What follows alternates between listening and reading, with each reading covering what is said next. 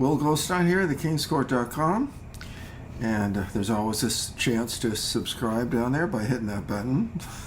Every time I do these videos, I say that. I'm doing C.S. Lewis's book, Screwtape Letters. I'm on 19. This is Exploiting Love. Again, I'm a musician. You can always check out the links at thekingscourt.com or at my channel page. So it starts off, Screwtape addressing Wormwood. All cells are by their very nature in competition. The enemy in their context again is God, really loves the human vermin, he calls them, and desires their freedom and continued existence. Notice how he's even admitting that God wants our freedom and our continued existence. He's referring to immortality. Jesus said, he who believes in me will never die. And Paul talks about being clothed with immortality. So Jesus said to the person dying on the cross next to him, who said to Jesus, remember me when you come into your kingdom. And Jesus replied, today you will be with me in paradise, or something close to that. Demons are making comments on that. How ironic it is that God would love us so much that he would want us to have a continued existence, immortality. So this God that they're talking about, he is one being. They are distinct from him. Their good cannot be his. His talk about love must be a disguise for something else, some real motive for creating them. So much trouble. His talk of love is our failure to find the real motive. What does he stand to make out of them? The insoluble question. In other words, a demon is a total narcissist, or the infinite narcissist. So everything is based on what am I going to get out of this? What are they going to get out of this?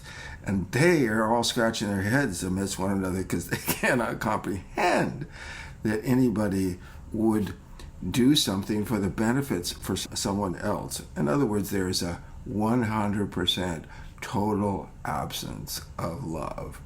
All they can think about is personal gain and what they're going to get. This problem was a cause of our Father's quarrel with the enemy. With the creation of man, God confessed he foresaw a cross. Our Father, being the devil, sought an explanation. The enemy, which in this context is God, gave no reply except his love, which he has been circulating ever since. This is a matter that's been, I think, in theology, probably been brought up. I don't know who originated this thought, but that is definitely a thought in theology, is that the devil was infuriated. Might be, because who knows, part of the fall of Satan himself. And Jesus said, I saw Satan falling from heaven. So he must have been infuriated that God would want to give us immortality, that he wanted to elevate our status. In other words, his pride was being wounded, and so he turned in vengeance and hate towards God, really because of us, because he foresaw that humans in their eventual status would be elevated above angels, which I think is true. And the reason why you might argue that is that Jesus didn't become an angel. Jesus became a human. And what Jesus rose to be when he rose from the dead and he took on his new life, his new immortality, that's what we will take on. So we are actually, in a sense, he is our God, but in a sense we are almost like brothers because we have the same nature, because he is descended to take on that nature. He already partook in a nature that is the same as ours, and he has already partaken in his new nature, which we will acquire when we die and are given new bodies. This infuriated Satan. A lot of people think that that's why he left heaven. Whether he was thrown out or being furious, stormed out, who knows? It's just something to ponder and think about. Many people have. Then Screwtape goes on to say, our father, which he means the devil, could not accept this.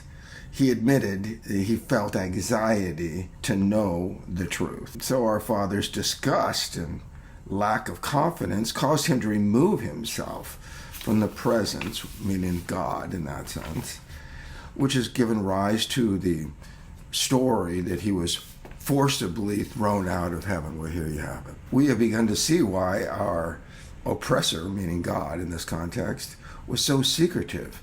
His throne depends on the secret. His faction admitted if ever we came to understand love, the war would be over. In other words, they could go back to heaven. What a crazy thought. No, they will never understand love. They will never enter back into heaven. They cannot understand love. That's what's keeping them out of heaven. We know he cannot really love. I think it's absurd. How could he possibly love? They just can't understand the concept of love. God is love. They can't understand it. It doesn't make sense. What is he really up to? We can't find out. There are more complicated theories, rewards for those who make progress, and terrible punishments for those who fail. All this pursued to the end of time. Yet we fail to succeed. They just can't understand what love is and how they're in the condition that they're in. Leave the humans to discuss whether love, patriotism, celibacy, altars, teetotalism, and education are either good or bad. Let them figure it all out. There's no answer. All that matters is the state of mind in a given circumstance to move a patient nearer to us. I've said on my other talks on this channel, we're either every act that we do, everything we say, everything we think, every comment we make is a step either closer to the light, to God, in the heavenly state, or in reverse towards the darkness, towards the devil and the hellish state. In our life, it's sort of like this. Sometimes we go like this, we're heading in the right direction, and then a little, back, and everything we do is moving in one direction or the other. So every motive that they have in their actions is to try to get us to go towards the devilish state. Hate, basically. Let the patient decide that love is good or bad. It doesn't matter to them.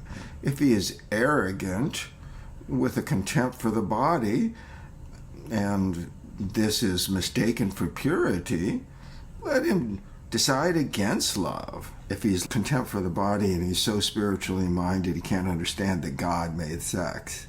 He can't understand that God is the creator of sex. Okay, that he authorized sex. Marriage was God's whole idea. I'm saying sex in the context of Christianity, meaning in marriage, or in any marriage, okay? Whether it's Christian or not, sex in the eyes of God is for marriage. Let's just say some people's perception about the whole idea is tainted in a way that God would never have it to be. And so they look at sex as being something impure, where sex in the eyes of God is pure, and it's really supposed to be a spiritual bonding more than a physical bonding. It's supposed to be a physical bonding, but it is really supposed to be a meeting of the spirits, and it's supposed to be a meeting of the spirits of oneness and the spirits between people who are married and in love. And it's a way of expressing that love, mostly through a sort of like a blending of souls, a merging of two souls into one. It's really more up here than down in the sexual organs.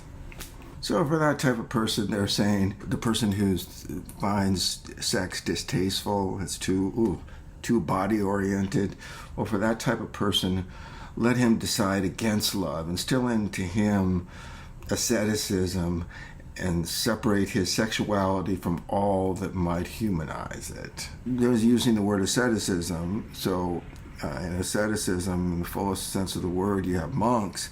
So that's different because they are taking on vows of chastity because they're in pursuit of God. Okay, so as long as they wanted to do that, that's fine. Forcibly, that's another matter, at least from my opinion.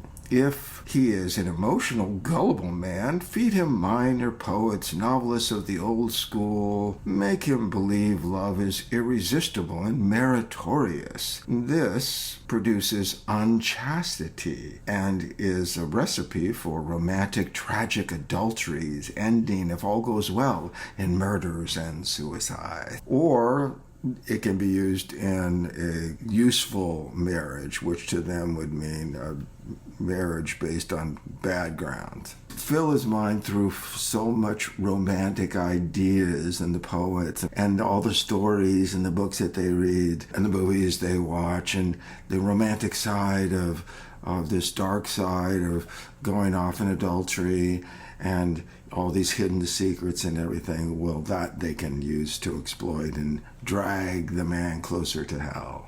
There must be young women in your patient's neighborhood to render the Christian's life intensely difficult. Prostitutes, people online who are trying to get you to go and entangle your life with them, and just to say no. Was it, who's famous for that? Nancy Reagan. Yes, just to say no.